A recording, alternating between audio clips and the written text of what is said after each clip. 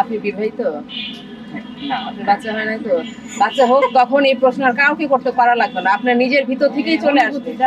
প্রথম সন্তানের প্রতি যে কেমন একটা কাজ করে, কালকে রাত থেকেই সবার একটা মানে অন্যরকম। নিজেরাও পরীক্ষা দিয়েছি, কিন্তু এরকম টেনশন এরকম বুঝতে পারি নাই, খুবই ভয় লাগছে আমাদের নিজেদের কাছে।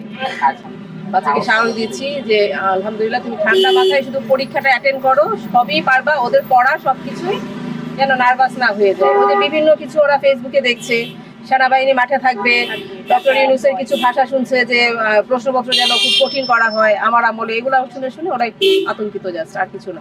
একটা পরীক্ষা দেওয়ার পর ওদের নার্ভাসনেস কেটে যাবে আমরা আশা করছি।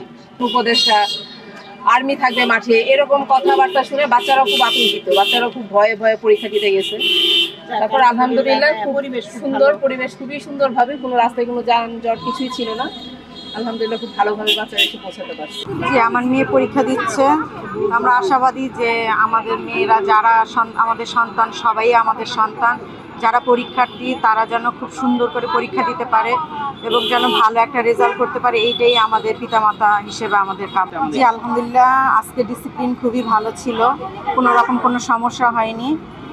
খুব সুন্দরভাবেই সারিবদ্ধ হয়ে বাচ্চারা ভিতরে প্রবেশ করছে। মানে আমার ছেলে পুলিশ স্মৃতিতে পড়ে, তাওহিদ খান যুবরাজ। হ্যাঁ, মোটামুটি আলহামদুলিল্লাহ মনে হয় যে ভালোই আছে, প্রস্তুতি যথাযথ চেষ্টা করছে, ও চেষ্টা করছে, বাকির আল্লাহ হাতে। আল্লাহ কি পরিবেশ তো মানে এমনি ফেসবুকে যা দেখছি বা দেখছিলাম, একটু নার্ভাস ছিলাম, কিন্তু দেখি না তেমন কিছুই না। পরিবেশ আলহামদুলিল্লাহ ভালোই আছে মনে হচ্ছে আমার কাছে চারিপাশে।